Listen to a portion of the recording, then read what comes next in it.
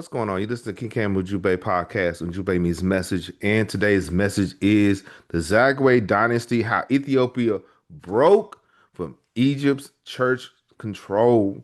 Yeah, we're going to get into it. Yeah, we're going to talk about how Ethiopia broke from Egypt's church control.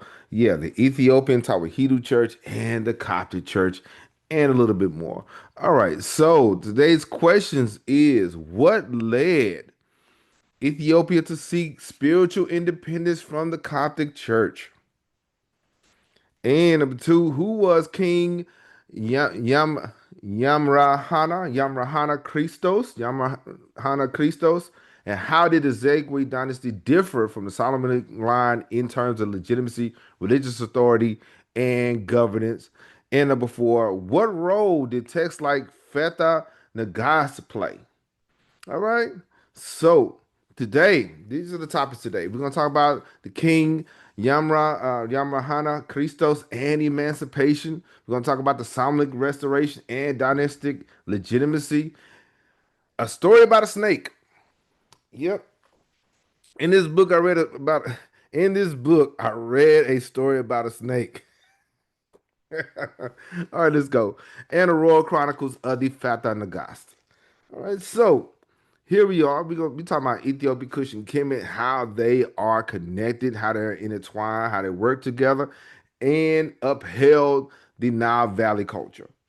All right. So here are four pillars. Here are our four Ujumbe pillars. This is dealing with the first. Ethiopia, the source of the sanctuary. Of course, we have number two, Kemet, the blueprint of sacred civilization. Number three, Kush, Nubia, the corridor continuity, and for the hidden code. And so, yeah, get you something to write on, something to write with, sit back and relax, and we're going to get right into it. Now, the Zagwe Dynasty, where we are in chapter three. We are in chapter three of the book, The Ethiopians in History by Richard Pankhurst.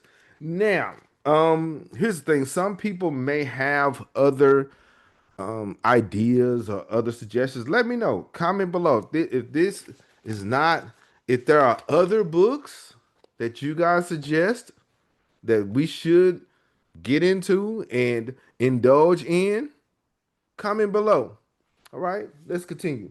Like I said, get something to write on and something to write with, and we're gonna get right into chapter three. A decline. He says the decline in axiom was followed by the from the early 12th century by a southward shift in the balance of political power. Remember, the seat of power is always in the south, and this is the same reigns true in Ethiopia.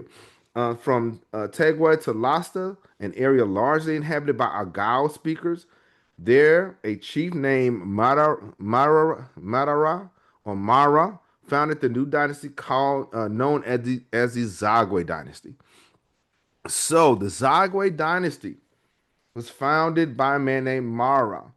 And so the Zagwe period, according to the author, extended from about 1137 to 1270 AD.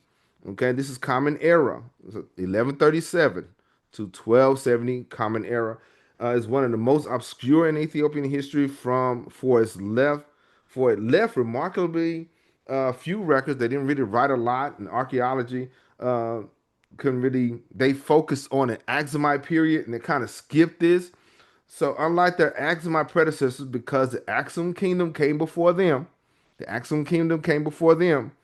They didn't mint coins. They didn't make any coins or money or produce any inscriptions, and they lived further from the coast, made it kind of hard to get into. So traditional Ethiopian accounts, according to the author, traditional Ethiopian accounts of the Zagwe consist of legends and um, canonized rulers and key concepts. So some contemporary light on the period is, however, shared by two foreign sources cited in the Coptic history of the patriarchs of Alexandria and the writings of the late 12th and early 13th century. So the people that gave an account for the rise of the Zagwe dynasty were not from there.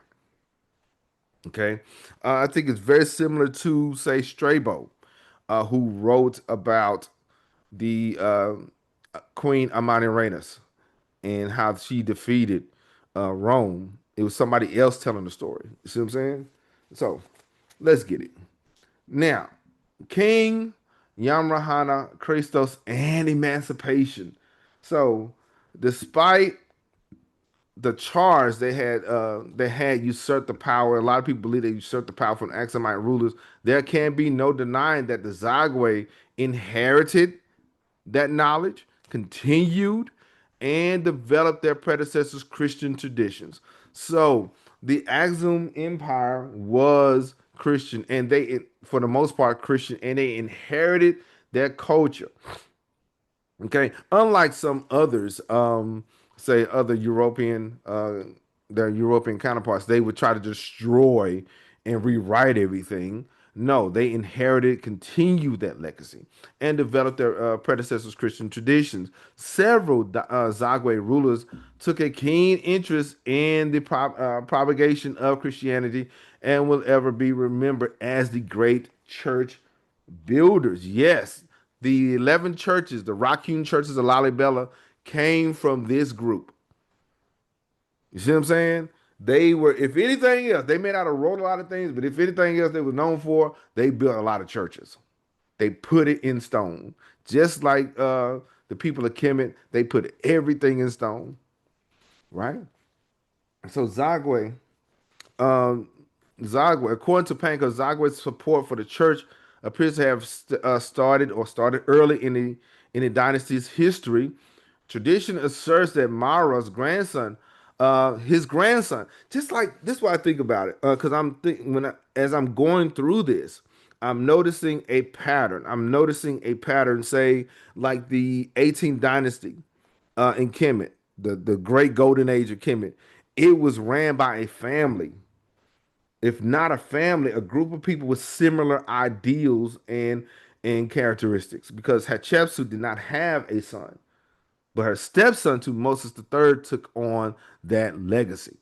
So we have Mara's grandson, Yemrahana Krestos. He was the first great Zagwe church builder.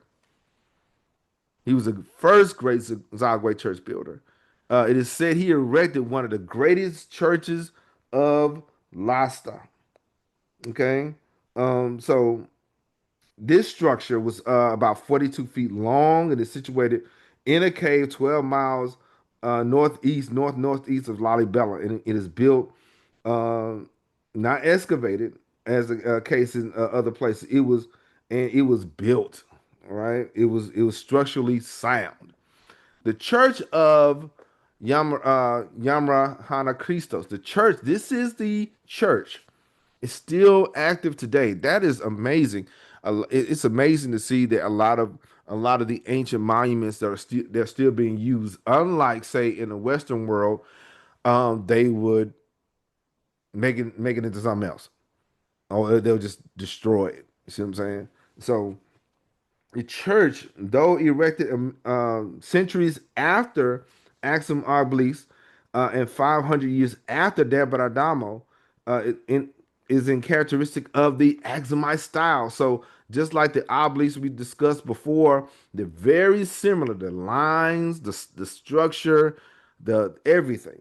And so the walls, which resemble those of Dabadadamo, are made of horizontal beams set into stone structure, which protrudes and recesses alternately in a typical Axumite manner. Okay, the doors and windows are framed in wooden beams and so on. So they built it very similar, just like I said earlier. They they inherited and continued their legacy. See what I'm saying? So let's get it.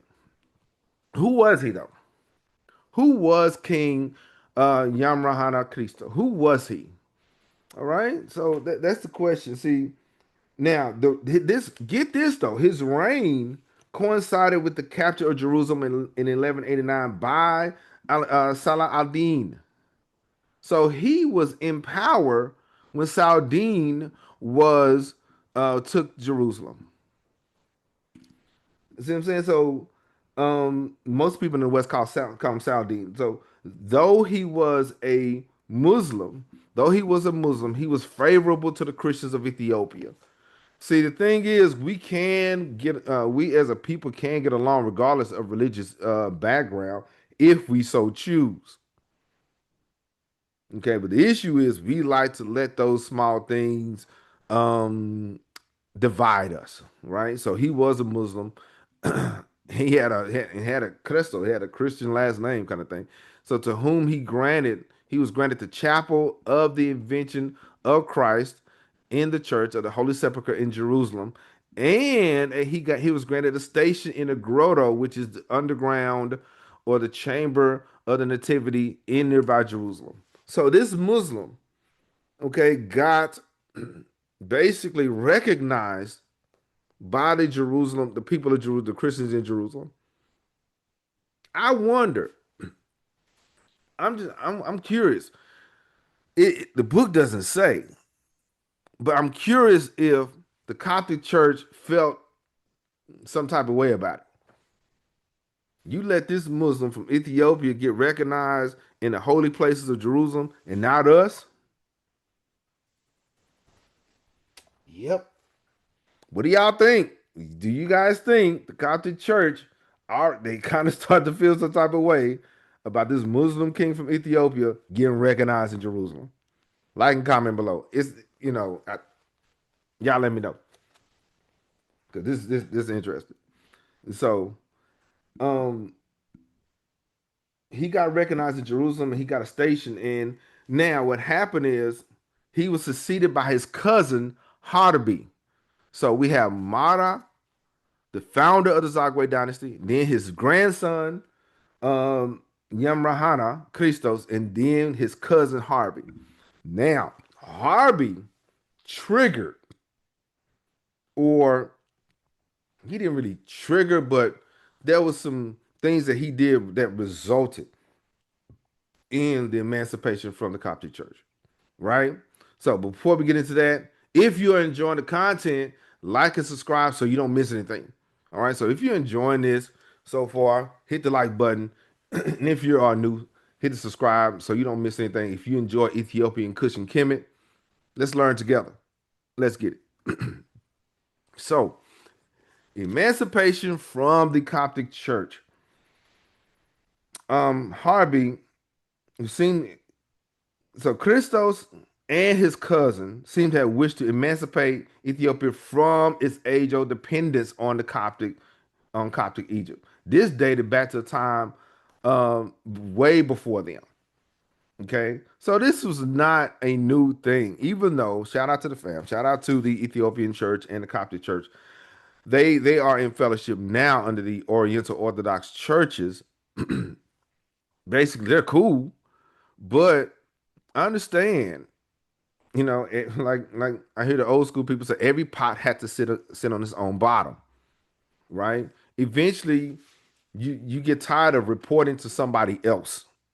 You know what you're doing. You know what you need to do. After a while, you get tired of having somebody managing you or supervising you, right?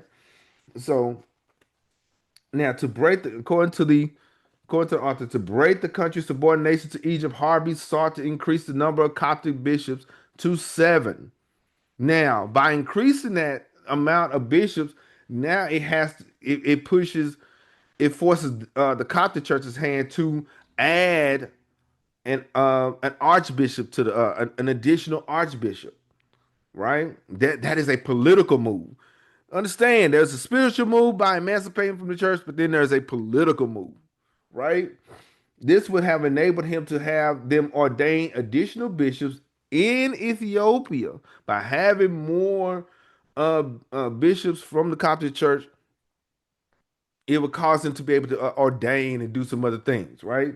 So the story of the attempted move is told in the history of the patriarchs of Alexandria. The Coptic Church told the story, which states that the Ethiopian monarch, whose name is not specified, summoned the country's Coptic bishop Abba Michael, or Father Michael, and requested him to consecrate further bishops.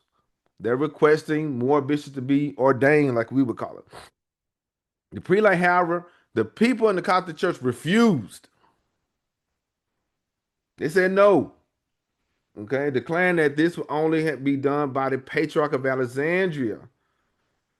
So the Ethiopian ruler thereupon dispatched letters. They tried to be polite, The prelate, however, warned him that if the number of bishops was increased, the Ethiopians would be able to consecrate an archbishop where they was at.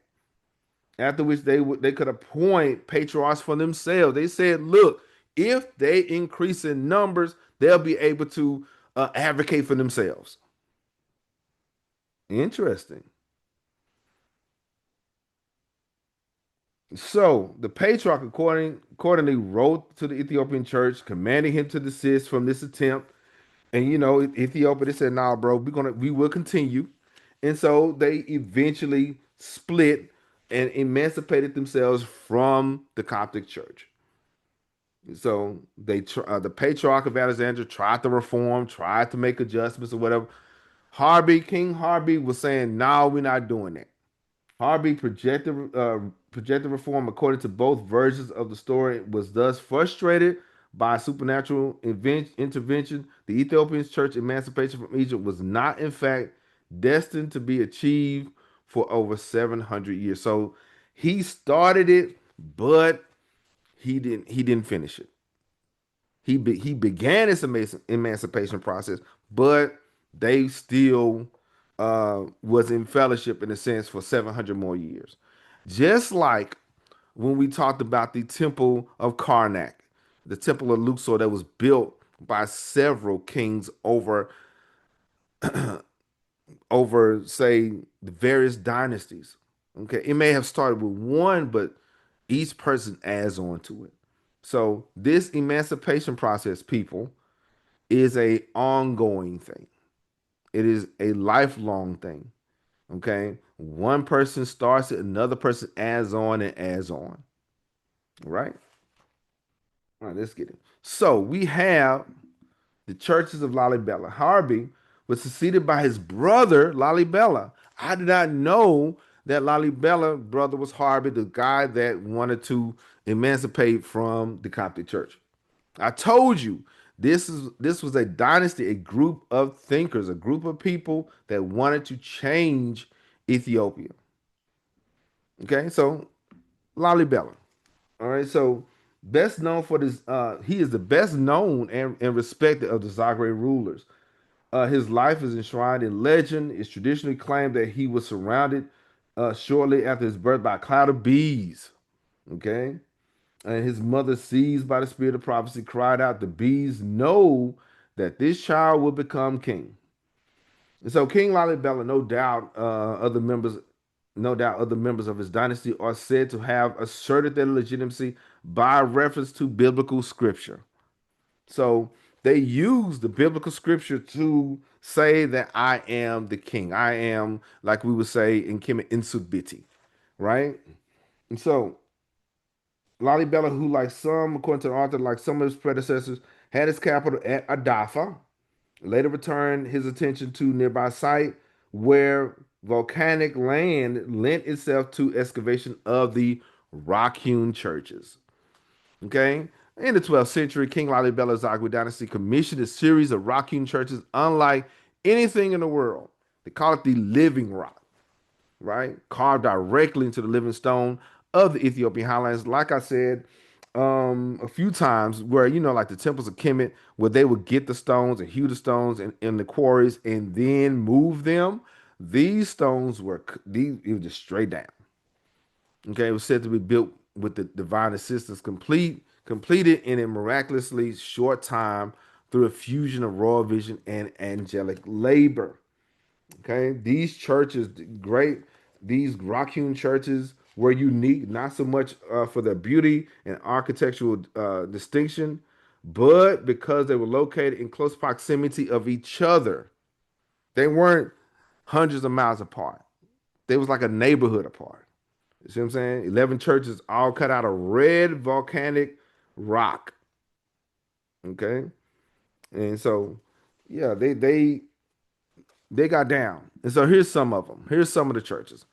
Bayete Madan Alam. This is the church.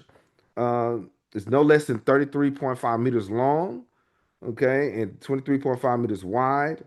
They have columns extending from the main pillar to and gabled roof, which they support. Like the old St. Mary of Sion, the church has a nave and four aisles and four rows and seven pillars. Okay, rows of seven pillars. Okay, I wonder what that represents. Hmm. Each carved from a single rock of stone, which forms the church. These pillars raise straight from the stone floor without any bases. They go straight up, as you can see. And they're surrounded by stone brackets to support the continuous barrel vault and the nave. Now, get this. The principal door in the center is in the west. The principal door is in the west and it's facing east. It's very similar to the Ipidasut or the Temple of Karnak, where their door starts in the west. This is a Nile Valley thing. This is not an isolated situation. This is a Nile Valley thing, right? And so, and then so we have that. And so now that's the Bayati Madame Alam. And then the other church is the Bayati Emmanuel or Emmanuel. It's the second largest structure and an edifice of almost perfect workmanship, which harks back to the church of very similar, very similar. This is like, 20, 25 to 30 years later, similar to the church of Yemrahana Krestos. The walls thus project and recess alternatively and cut from a single rock of stone, just like the rest of them. Some of the windows are cut in the same shape as a decorative device on the top of the principal axum obelisk. So they are, once again, they inherited the knowledge from the Axum Empire and they just brought it forward. Okay. So we have also there's another one in here, the Church of Miriam. It differs, it's different from the others, um, but it has three, it's not on here, it has three exterior porches built from the main structure. Okay. And so the Zagwe Dynasty, especially King Lalibela, was known for building these 11 churches or commissioning these churches. These were, just like in Kemet, these guys were master builders. And they certainly had to have a master architect. Man. So let's go. So the decline of the Zagwe dynasty. Lalibela, generally regarded as the greatest of the rulers, he was succeeded by his nephew, Naakwito Laab. Naakwito Laab. He was succeeded, Lalibela was succeeded by his nephew. His reign was full of difficulty as a result of which he abdicated or was deposed in favor of his son, Yetzbarak. But I got a question. Okay, how would you feel if you was in position and someone else took over? How would you feel about that? How would you feel if you were doing the best you can and the people said, "Nah, we're gonna slide somebody in your place"? That's rough. That's rough. Okay. So, and then there was difficulties within according to the author, there's difficulties within the family. Yeah, yeah. You done brought this young whippersnapper in. He may be son of the king, but does he have those qualities, kind of thing, right? This appears to have centered mainly in Tigray, Amhara, and Sawa, and to some extent the southwesterly province of Damot. That is to say, from lands of around Lasta. Opposition also came from the prominent churchmen. So there's an issue between church and state. Okay. Several apparently related to one of Zagwe's principal opponents, the Sawan prince named Yikuno Amlak. Sawan prince Yikuno Amlak. The church favored this guy. Even though Zagwe dynasty was founded by Mara and is handed down from son to the grandson, the nephew, and all these things, they said, "Well, yeah, we know you built these wonderful churches and everything, but the church was like, hey, he got somebody." So even in Ethiopia, there were some dissension. Okay, there were just like in the priests. in Kemet and the kings of Kemet. There was some friction, right? We can't just show everything with rose colored glasses kind of thing. We gotta. It is what it is. We gotta say it. Okay, but this what makes a nation. Okay, it's not all sunshine and spring. There are some times where there will be some friction, and that's what nation building is about. So what happened is the the division led around it. What happened? It led around 1270. They overthrew. What happened is the monasteries and the preachers and many others, they overthrew the Zagwe dynasty and resulted in another major shift in a center of political power. So this time to Sawa, where Yikuno Amlak established himself on the throne. So the church uh, who supported Prince Yakuno Amlak uh, went on and supported the move. Okay, so the decline of the Zagwe dynasty was a result of the church and say the kings. Okay, um, yeah. Let's continue. Let's get it. So we're talking about King Yemrahana Krestos and Emancipation. We're about to talk about the Solomonic Restoration and Dynastic Legitimacy, a story about a snake, Royal Chronicles of the Fetha Nagast. Let's get it. So the Solomonic Restoration and Dynastic Legitimacy. This is where a lot of people gather their information concerning the history of Ethiopia, even though Ethiopia has been around for a long time, but the dynasty is the most popular. Okay, so the antecedents of Yakuno Amlak are uncertain. Some tradition claim that he was descended on his father's side from a guy named Delnad, the last king of Aksum. So they trying to say that his predecessors came from the Aksum Empire also, and his mother was from the prominent Amhara family. Others suggest that he had been involved with early struggles within the Zagwe dynasty and had used the position he had acquired to settle to have some political pull. So more significant than Yakuno's Amlak actual parentage was his claim uh, through the line of Solomon. So he is saying that he came through that Solomon line. And of course, they're using Bible verses like First Kings chapter 10.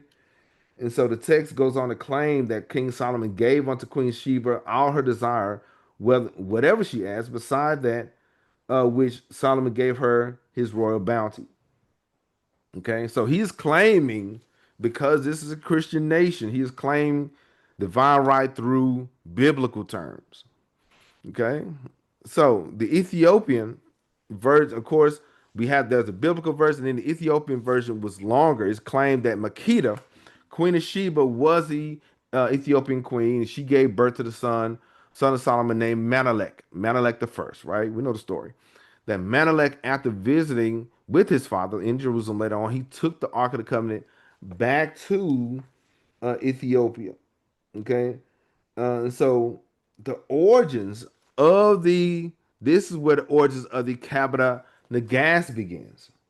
So we have a biblical side of it, right? Dealing with the Ark of the Covenant, and then we have something written down. And of course, just like many other stories, is shrouded in obscurity. The text, according to many many people, it began in Arabic. It was translated from Arabic to Ge'ez. It was composed by an Ethiopian cleric or preacher named Yashak. Okay. He was basically a lay governor or nobleman from Axum who lived in the early 14th century. Okay.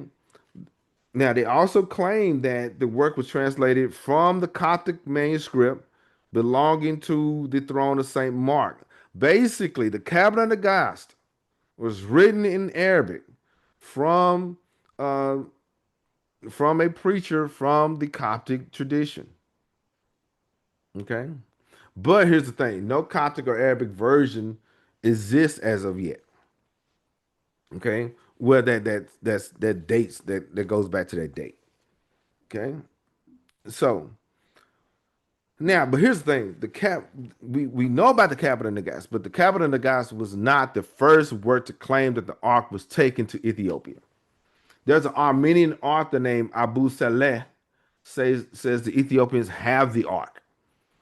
Okay, and he says in which there's two tables of stone and all the things. So, some people would only use one source to say uh, that's the location, that's what's happening. There is another source written by somebody else that said the ark is in Ethiopia. Okay, and so he writes about it. And so the cabinet of Gods, unlike Abu Saleh, seeks to explain how the ark supposedly reached there, basing itself in the Bible. Abu Saleh just said it's there. But the capital Nagas is trying its best to cross-reference itself with the Bible, using the Queen of Sheba, Makeda, as a point of entry. Okay. Now it's story time. Okay. There's another Ethiopian story how the Ark of the Covenant got to, or how Makeda came to be. Okay, how the Ark of the Covenant came to Ethiopia, and how Queen Makeda, came to be. Right. So there's another Ethiopian version of the legend. It claims that the Ethiopians of old worshipped a serpent. They worshipped a serpent, okay, to whom they have obliged to basically give or sacrifice a young girl as tribute every year. A serpent.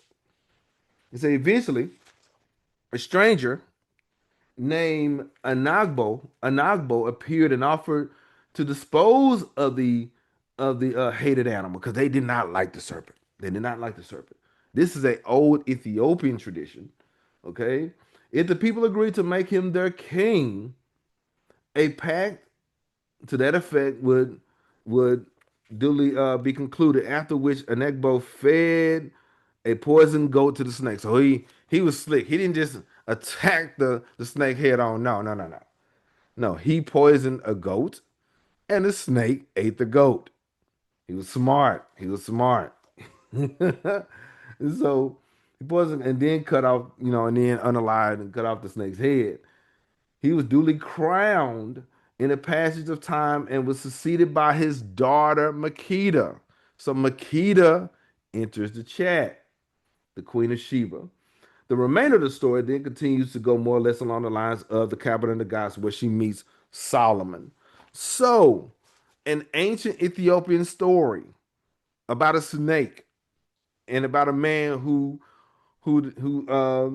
slayed the snake, and the result was he was the father of the Queen of Sheba. Pretty interesting. Now, according to them, Menekbo was the father of Makeda. So I didn't know that. I didn't know that. Did you guys know that Makeda had an origin story? See what I'm saying? This is new to me. This is pretty cool because now it makes me question, makes me ask, okay, who were basically their pre-dynastic Neteru, or what were that primordial group that they revered in Ethiopia? Hmm. So yeah, I'm interested about that. I want to know. I want to know. Now I want to know. Right. So did you guys know that Makeda had an origin story? Like and comment below.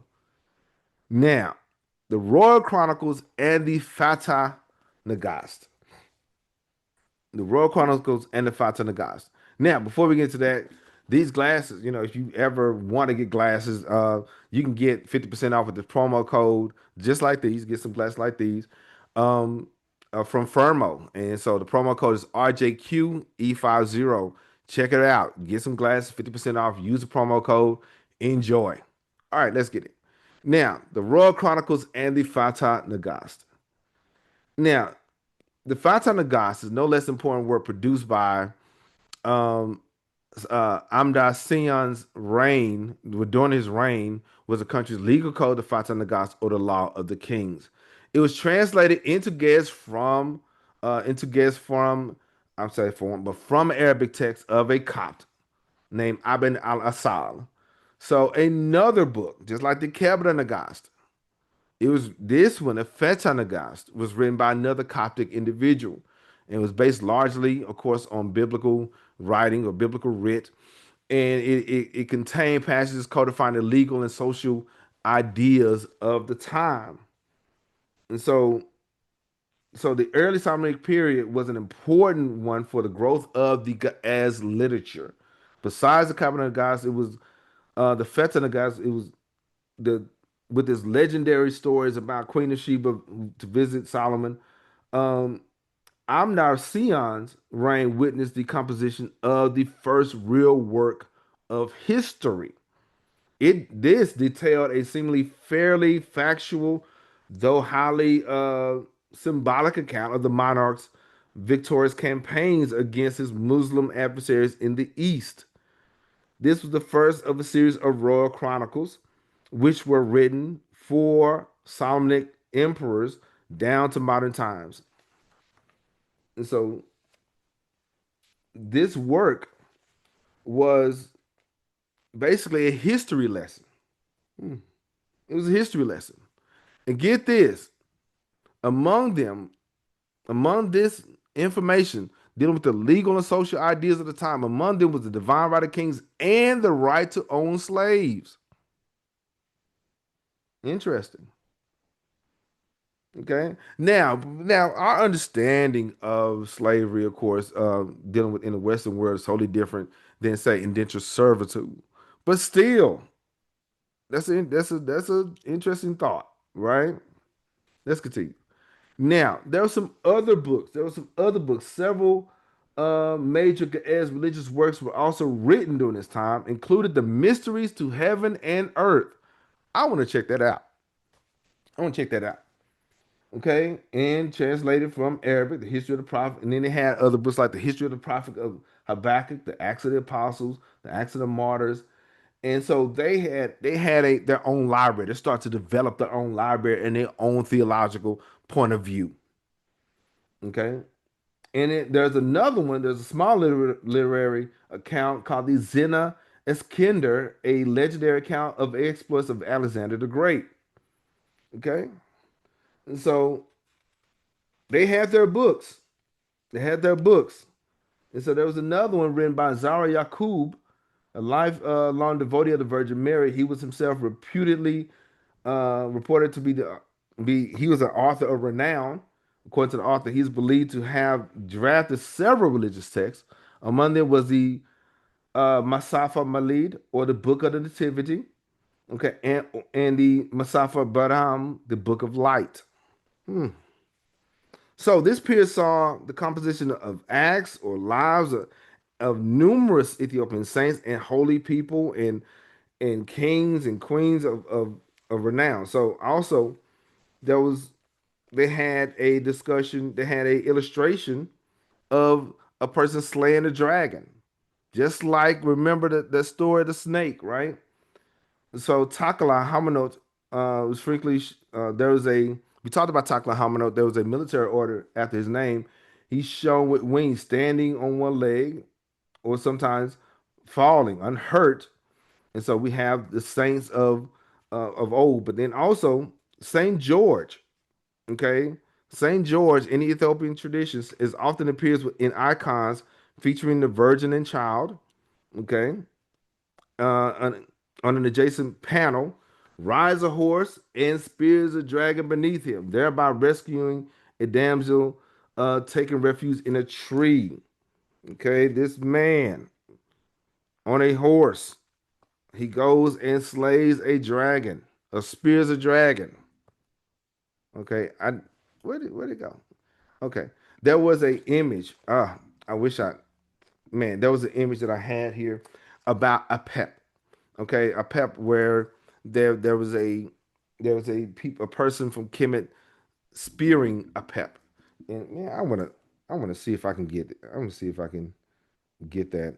that image because I want you guys to see what I'm seeing because that's the only way I can get this point across, right? Because we got to do it. If we're going to do it, we're going to do it, right? So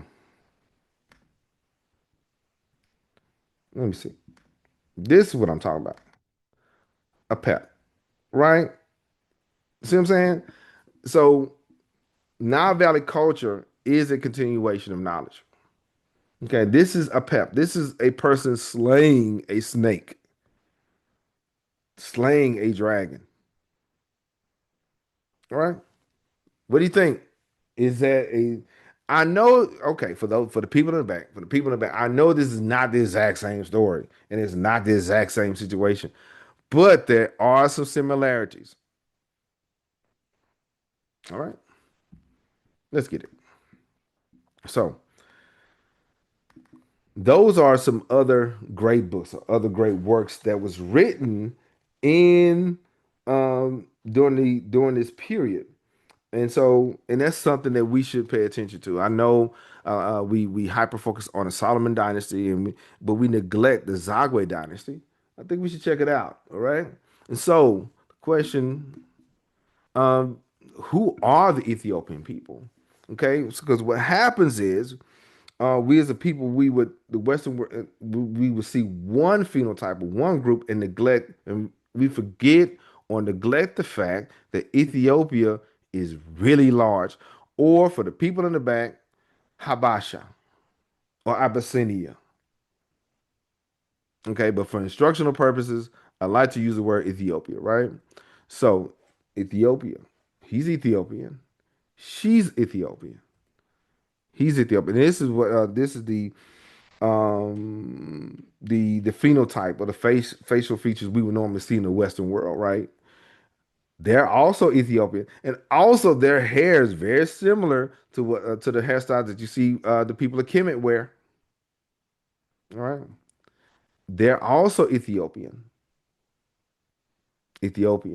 So, shout out to the Amhara fam, Somali, Sidama, Tigurians, Garage, Afar, Oromo, I'm sorry, Weleta, the Gamo. We are all one. We're in this together. Okay. And so understand there's a lot of things going on in Sudan and Ethiopia right now, but remember, we are one. We are together. So we're in the middle of our Ethiopia, Kemet, and Kush unified sacred arc, and so if you want to learn more about Ethiopia, Kemet, and Kush, like and subscribe. Okay, so yeah, we dealt with our pillars. Pillar number one, Ethiopia, the source and the sanctuary, and book recommendations. You know I got to do it. You know I got some book recommendations. You know I got to get it. The Fetha Nagast and the Kemet Nagast for sure. Okay, the affiliate links are in the description. Right, the affiliate links are below. Check it out. And of course, the book of the mysteries of heaven and earth. And shout out to Baba Yahya Shabaka in Morocco. Shout out to him. Much love to the family in Morocco. He recommended the Africans who wrote the Bible. Hmm. Shout out to Yahya Shabaka. He talked about the Africans who wrote the Bible. Check him out. He has a great podcast. And Anita Smith has an awesome podcast also. Check him out. All right. So now this is the book. This is our book, Ethiopians: A History by Richard Pankhurst.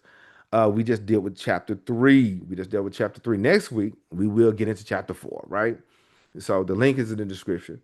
And this is my book, The Crusades and Jihad in East Africa, Religious Conflicts and Their Impact by yours truly. That's my new book. Check it out. Here's a shirt. We got merch. Go and get that also. And shout out to Firmo Fam, 50% off promo code. If you ever need glasses, I like them. Check them out. The promo code is RJQE50. RJQE50. And we just got to talking about, wait a minute, wait a minute, wait a minute. We gotta talk about and give a shout out to the Ujumbe members. I forgot. Much love to Abina Scott, Brother Mo, and Brother Isu. They are Brother Isu's with One Voice Africa. Shout out to them. They have joined the Jube membership where they get exclusive looks and previews of the videos that we make. Okay, and they get a heads up, they get the blog information, all that. So join the membership, fam. Check it out. Let's go. So we just talked about King Yemrahana Krestos and Emancipation. We talked about the Solomonic Restoration and Dynastic Legitimacy, a story about a snake, and the Royal Chronicles of the Fetha Nagast. All right. So if you like the content, subscribe and share with somebody you think may enjoy it, or share it to your social media of choice. All right. Now, listen to King Cam Ujumbe Podcast. Ujumbe means message.